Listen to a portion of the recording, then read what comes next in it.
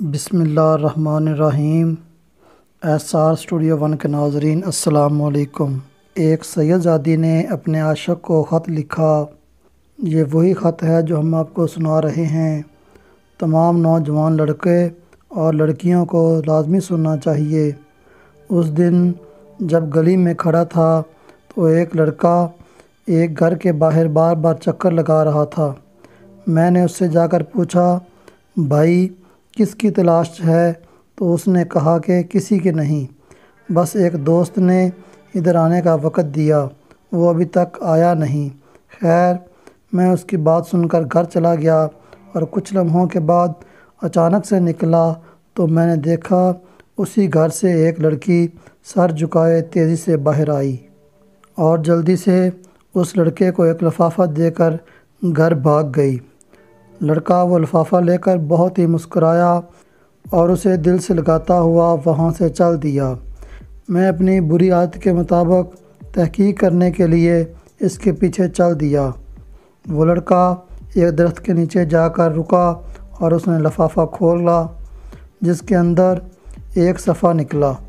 اس نے اس صفحے کو کوئی 3 سے 4 مرتبہ چوما، اپنی آنکھوں سے لگایا اور پڑھنے لگا۔ میں دور سے اس کے چہرے کو اور اس کی حرکات کو دیکھ رہا تھا اور اپنی قیاس آرائیوں میں مصروف تھا۔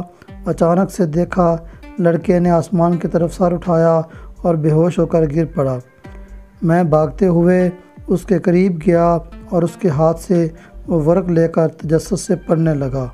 یہ ایک خط تھا جو اس لڑکی نے اپنے عاشق کو لکھا۔ السلام علیکم، اے وہ نوجوان جس نے اپنی ماں کی گود سے باہر قدم رکھا ہے اور اس کی تربیت کرنے پر تھوک ڈالا ہے۔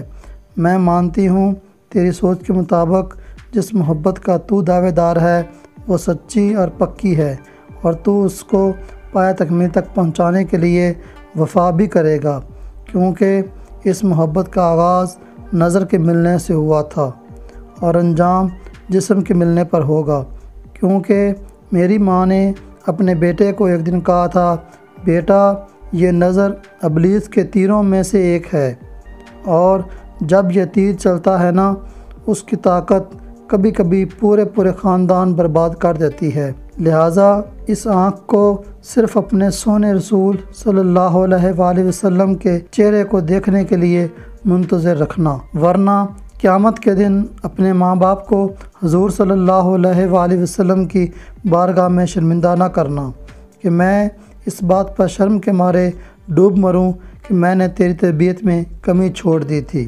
تو سن اے خود کو خوبصورت شہزادہ اور مجھے دنیا کی حور سمجھنے والے، میں ایک سید زادی ہوں۔ میرا تعلق اماں فاطمہ کے قبیلے سے ہے جو قیامت کو تمام جنتی عورتوں کی سردار ہوں گی۔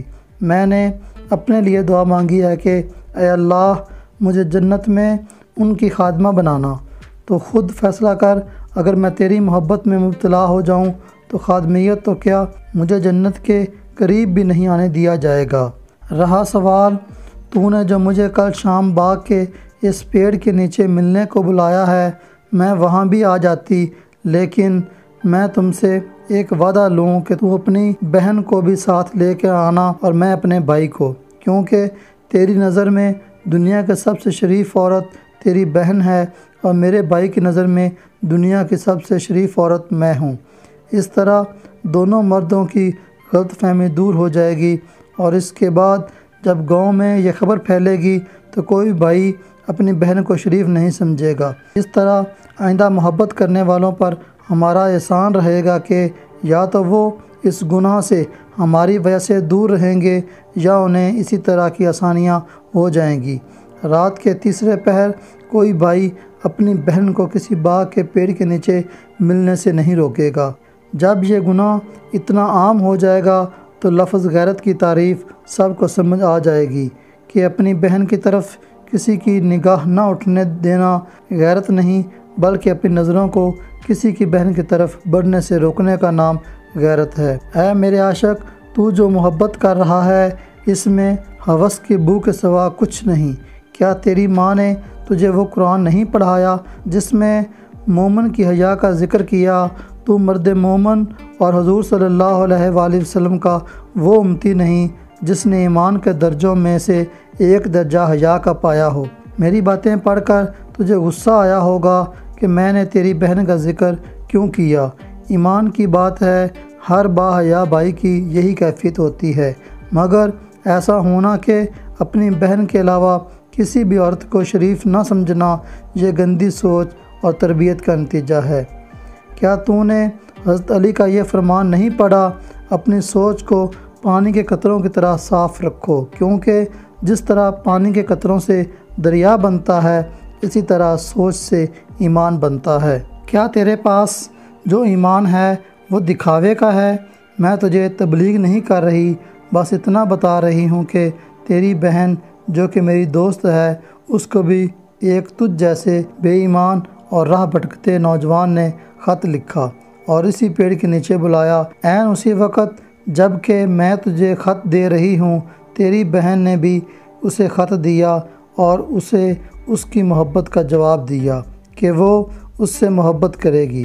انہی باتوں اور شرائط کے ساتھ جو میں تجھے لکھ رہی ہوں، اگر تجھے یہ سب میری باتیں منظور ہیں تو جا کر اپنی بہن کو بھی ایسا کرنے کی اجازت دے دے جو تو مجھ سے چاہتا ہے، کیونکہ اس لڑکے کو بھی میں نے یہی الفاظ تیری بہن سے لکھوائے دیے ہیں، اور اگر میں ایسا نہ کرتی تو وہ لڑکا بھی راہ راست پر نہ آتا اور تیری بہن بھی گمراہ ہو چکی ہوتی۔ اب آخری دو باتیں جن کا تو اپنے اللہ سے وعدہ کرنا۔ تو نے مجھ پر بری نظر ڈالی تو تیرے لیے اللہ نے یہ مکافات عمل والا سبق پیدا کیا، اور میں نے تیری بہن کو بری راہ سے بچایا، اس لیے کہ میں بھی اللہ کی عطا کردہ ہمت سے تیری گمراہی اور اللہ کی ناراضگی والے جال سے بچ گئی ہوں۔ اب اگر میرا تیری بہن پر احسان ہے تو پھر اس کو بھول کر اپنی گناہ کی ضد پر قائم رہنا چاہتا ہے تو اس دفعہ یاد رکھنا، اللہ نے تجھے 4 بہنیں اور 1 ماں دی ہے، اور میں اللہ سے دعا کروں گی کہ اللہ تجھے اور تیرے گھر والوں کو گمراہی اور ایسے گناہ سے بچائے، اور تو بھی اللہ سے توبہ کر۔ یہ میرا پہلا پیار کا خط ہے جس میں میں اعتراف کرتی ہوں کہ میں اللہ سے، اس کے حبیب سے پیار کرتی ہوں۔ اگر جس چیز کی تو دعوت دیتا ہے میرے پیارے نبی پاک کی سیرت میں ہوتی تو میں اس پر عمل کرتی، اور اگر ایسا عمل اور اس کی مثال اماں فاطمہ رضی اللہ تعالی عنہا کی زندگی میں ملتی تو میں اس پر عمل کرتی، اور میری اور تیری والدہ کی زندگی میں ایسی 1000 مثال بھی ہوتی تو مجھے ہرگز اس دعوت کا قبول کرنے والا نہ پاتا۔ اللہ تیری بہنوں اور میری عزت کی حفاظت فرمائے۔ والسلام۔ اگر آپ کو اس میں سے کوئی سبق ملا ہو کمنٹ سیکشن میں ضرور بتانا۔ ویڈیو کو لائک کریں، چینل کو سبسکرائب کریں، دوستوں کے ساتھ شیئر کریں۔